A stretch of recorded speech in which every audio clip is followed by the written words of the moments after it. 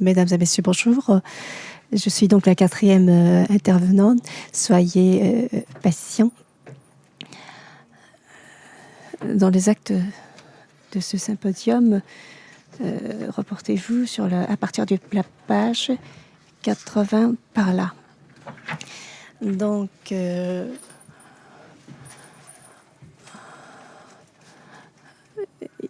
y a des similitudes par rapport à la communication de M. Osterheider. Et je vais présenter la société japonaise et ses aspects multilingues. Et nous avons des problèmes qui sont dus au manque de communication entre les habitants traditionnels et les habitants, les immigrés, qui sont des nouveaux venus au Japon. Alors, la population des étrangers a augmenté de 50% en 10 ans, qui représente 2% à peu près dans la totalité de la population japonaise, ce qui est énorme pour les Japonais. Le chiffre n'est pas si extraordinaire aux yeux des Européens. Et là, c'est la répartition dans la population étrangère. Et ceux qui sont au Japon avant la Deuxième Guerre mondiale, ils étaient majoritaires, mais depuis un certain temps, d'autres types d'immigrés sont majoritaires.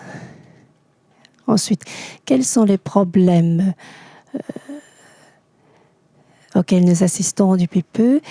Premièrement, nous avons vu apparaître des zones à forte population étrangère. Il y a des communautés dans lesquelles les immigrés représentent plus de moitié de l'habitation. Et tout peut devenir des sources de conflits. Par exemple, le bruit, la manière dont on garde les voitures. Et de plus en plus, il y a de plus en plus de stagiaires étrangers au Japon aussi. Et ils ont des problèmes dans leur lieu de travail. Et parfois, leurs droits sont atteints. Droits de travailleurs. Et j'habite dans Iwate-ken, le département d'Iwate. Il y a des conjointes des Japonais. Et chez eux, ils vivent du plurilinguisme au quotidien. Et les conjointes chinoises, qui sont solitaires dans leur foyer, elles ont des problèmes même avec leur mari et avec leurs beaux-parents. Et par contre, les étrangers qui ont une situation socialement et économiquement favorisée, ils n'ont pas tant de problèmes. Donc, les problèmes que nous commençons à vivre depuis un certain temps concernent surtout des étrangers qui sont dans une situation plutôt défavorisée. Donc, il y a deux tendances. Premièrement, les étrangers qui ont une situation favorable. Pour eux, leur compétence en japonais ne met pas en jeu leur qualité de vie. Par contre, chez les immigrés qui sont dans une situation précaire, le poids, leur compétence en japonais représente un poids très important. J'analyse un petit peu la situation. Et ceux qui ont une situation économique aisée, ils n'ont pas besoin de vivre dans la communauté traditionnelle japonophone. Ils peuvent construire leur propre communauté, régie par leur propre langue maternelle. Par contre, les immigrés qui sont dans une situation précaire, à moins qu'ils trouvent des traducteurs et des interprètes à leurs frais, ils ont des difficultés même pour collecter des informations nécessaires pour leur vie quotidienne. Donc, dans la société japonaise, la plupart des Japonais ne sont pas habitués à l'arrivée massive d'immigrés. Et même du point de vue couverture sociale, il n'y a pas suffisamment d'aide. Alors, comme je vous ai dit tout à l'heure, des étrangers qui ont une situation économique favorisée, ils peuvent trouver à leurs propres frais des interprètes, des traducteurs pour collecter des informations nécessaires. Mais les étrangers, les immigrés qui n'ont pas de moyens financiers, ils sont démunis de point de vue de collecte d'informations. Donc, des gens qui sont dans une situation faible produisent encore des gens d'origine étrangère qui demeurent dans une situation de précarité. Par exemple, il y a beaucoup d'Indiens à Tokyo. Ils sont recrutés dans le domaine des technologies de l'information et de communication. Il y en a qui sont naturalisés. Il y en a beaucoup qui se sont déjà naturalisés. Ils ont leur propre école. Ils ont l'école pour leurs enfants. Et même les Japonais peuvent aller dans cette école indienne, même si elle coûte cher, parce que les Indiens sont très bons dans les mathématiques. Par contre, nous avons vu apparaître aussi des écoles brésiliennes, mais les parents sont souvent dans une situation professionnelle précaire. Alors, comme il y a eu une grande crise mondiale l'année dernière, il y a beaucoup parmi les écoles brésiliennes, il y en a beaucoup qui ont fermé leurs portes. Alors, qu'est-ce qu'ils sont devenus, les enfants qui étaient dans ce genre d'école fermée? Alors, ils ne peuvent pas réintégrer le système japonais non plus. Et ils ne peuvent pas continuer, poursuivre leurs études dans des écoles brésiliennes. Qu'est-ce qu'ils font?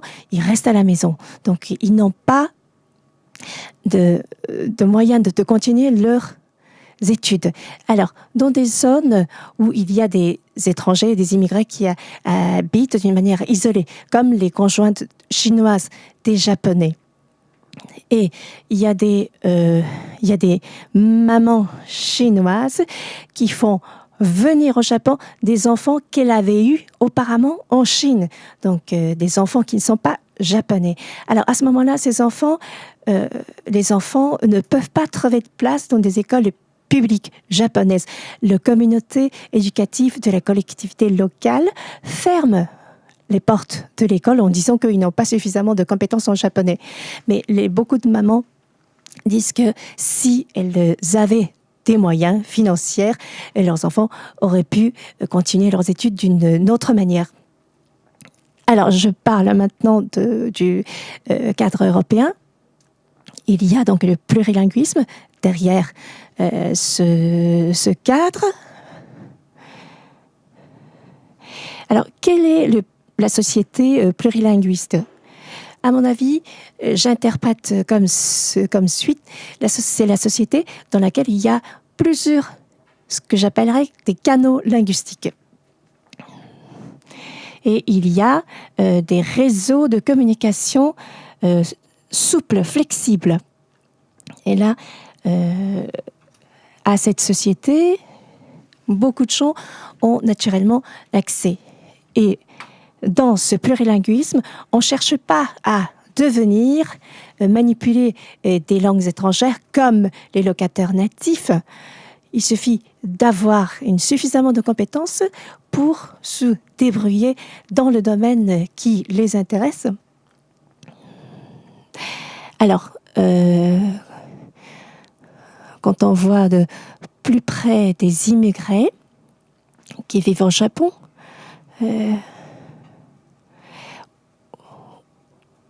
chez la plupart des Japonais, c'est vrai que le Japon reste un pays monolingue. Le Japon est toujours intolérant et assez exclusif vis-à-vis des gens qui viennent de l'extérieur.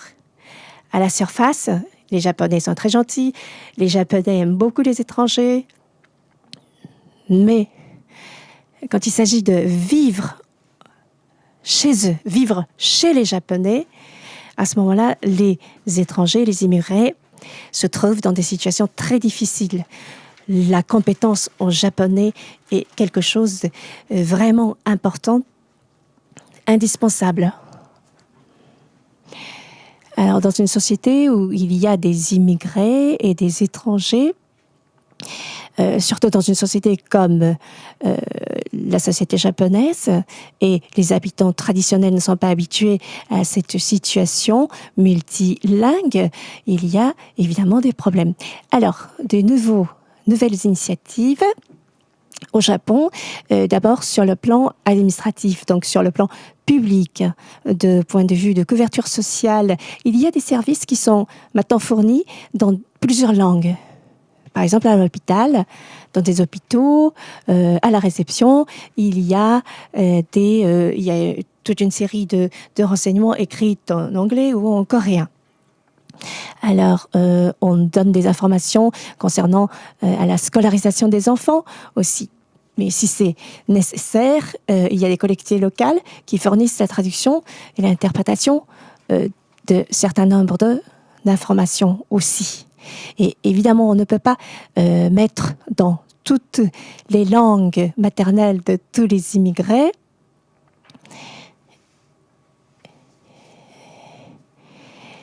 il y a d'autres initiatives comme écrire des renseignements dans un japonais adapté. C'est-à-dire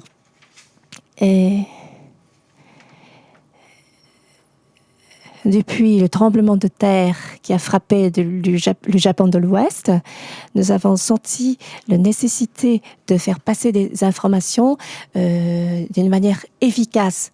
Donc, dans des situations d'urgence, il fallait que toutes les informations passent dans le japonais, mais ce japonais doit être compréhensible pour tout le monde. Donc, il fallait rendre le japonais compréhensible même aux étrangers, aux immigrés.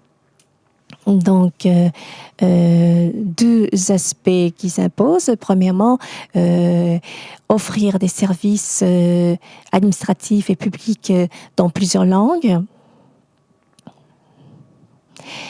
Il s'agit là un changement de la part des habitants traditionnels, donc de la part des locuteurs natifs.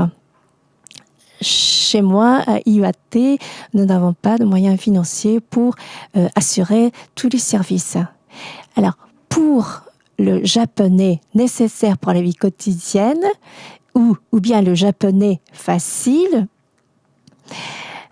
alors c'est une initiative qui essaye de rendre le japonais plus facile pour qu'il puisse devenir une langue commune que les Japonais puissent partager avec les immigrés. Donc, il y a des efforts bilatéraux. Donc, moi, je fais des recherches sur ce sujet avec une subvention publique. Et je crois que pour les deux sens, il faut une éducation, c'est-à-dire une éducation donnée aux Japonais, donc aux habitants traditionnels, et une éducation également donnée aux immigrés. Alors donc, la situation des immigrés varie en fonction de leurs moyens financiers. Est-ce que ça veut dire que les étrangers qui ont une situation financière favorisée, est-ce qu'on peut les laisser comme ça dans la nature? Nous n'avons pas besoin de nous occuper d'eux.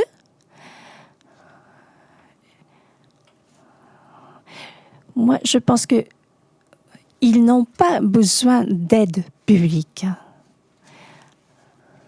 Mais, par contre, la société ne doit pas laisser les immigrés qui ont une situation défavorable se débrouiller tout seuls. Il faudrait fournir un système qui puisse les aider pour qu'ils vivent, pour qu'ils profitent de leurs droits dans une société où ils vivent. Donc, il faudrait une langue commune, d'un côté, à gauche, et à droite, la langue maternelle. Donc, nous visons la cohabitation de deux sphères.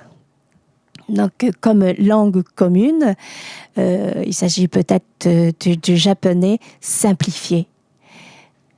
C'est marqué à gauche, à droite, c'est la langue maternelle. Donc pour moi, pour ce qui me concerne, c'est le japonais. Et si la personne concernée peut passer de l'une à l'autre librement, à leur guise, et pour profiter pleinement leurs droits, et puis pour assumer aussi leurs devoirs. C'est un système exigé pour la société actuelle au Japon, et ce genre d'aide est nécessaire surtout pour les immigrés ou les conjoints étrangères qui vivent d'une manière un peu isolée dans des zones rurales. Et bien sûr, il y a des immigrés qui apprennent, qui se débrouillent très bien, qui apprennent tout seuls le japonais, mais tout le monde n'a pas tant d'énergie.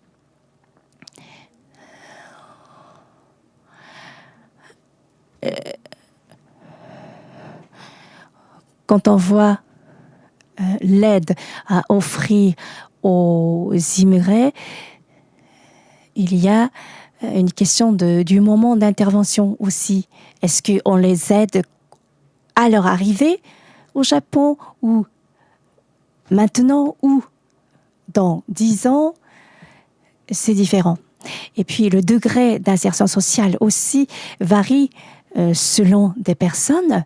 Des femmes au foyer ont moins de rapports sociaux que ceux qui travaillent. Donc,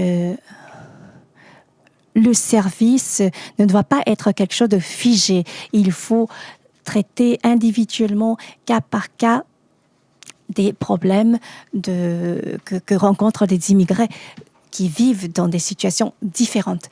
Alors maintenant, l'Allemagne,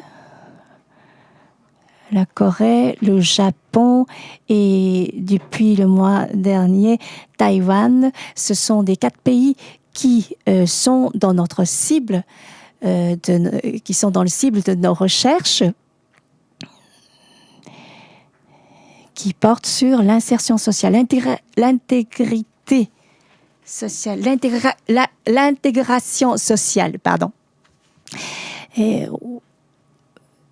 Alors, il y a la société qu'on croit monolingue, comme la société japonaise, mais en réalité, dans la vie réelle, il y a des étrangers, des immigrés qui arrivent massivement. Et au Japon, par exemple, on exige une intégration sociale de la part des immigrés qui se fait en japonais. Donc, on attend que eux, ils parlent japonais aussi. Mais c'est vrai que quand on n'a pas d'indépendance linguistique, on ne peut pas avoir l'indépendance sociale. Par exemple, en Allemagne, l'Allemagne exige le niveau B1 comme le niveau minimum pour l'intégration sociale. Il prévoit 600 heures pour cela, et si c'est nécessaire, 900 heures d'apprentissage. Et là, c'est la comparaison. À gauche, l'Allemagne, la Corée, ensuite le Japon. L'objectif que fixe l'Allemagne, c'est l'indépendance, l'autonomie.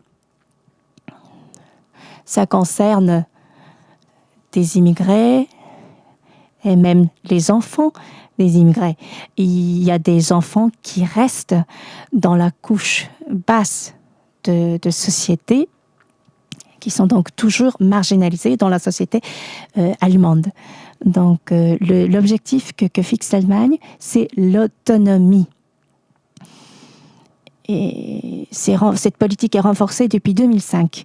Et c'est le gouvernement, chaque collectivité locale, qui finance des formations linguistiques des immigrés. Ils ont très bien compris qu'il s'agissait de former de futurs citoyens de l'Allemagne. Or, En Corée, qu'est-ce qui se passe depuis 2005 et 2006? Je pense que la Corée vit une meilleure situation que le Japon. À l'instar de l'Hollande, la Corée modifie leur politique.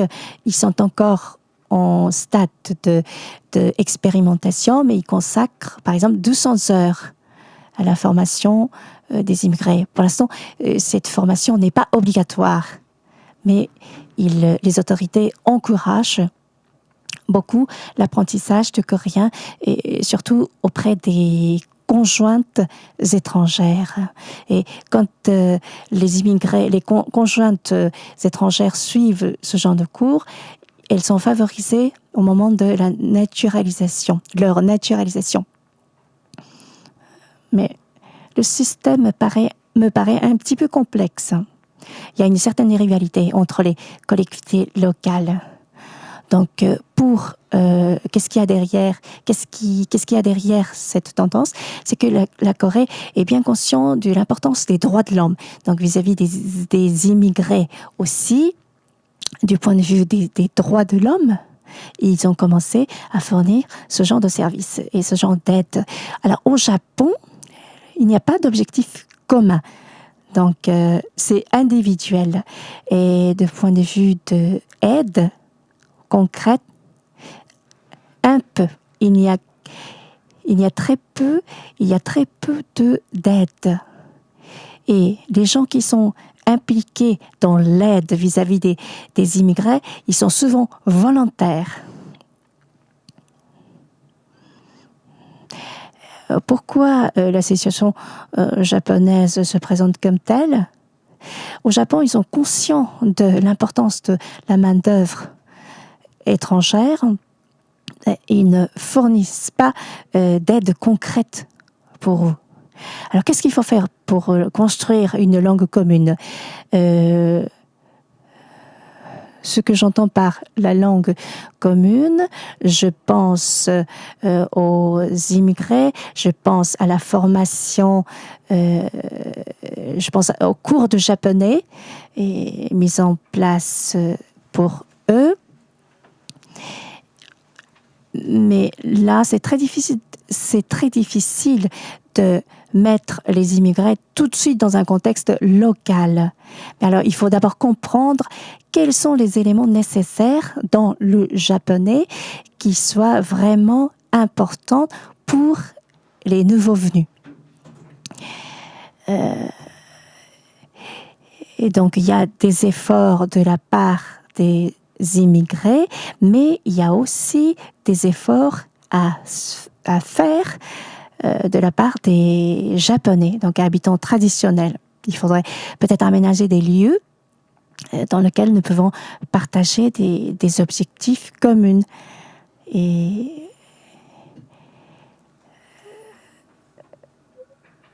les Japonais et les immigrés peuvent apprendre ensemble ce que j'appellerais la langue commune.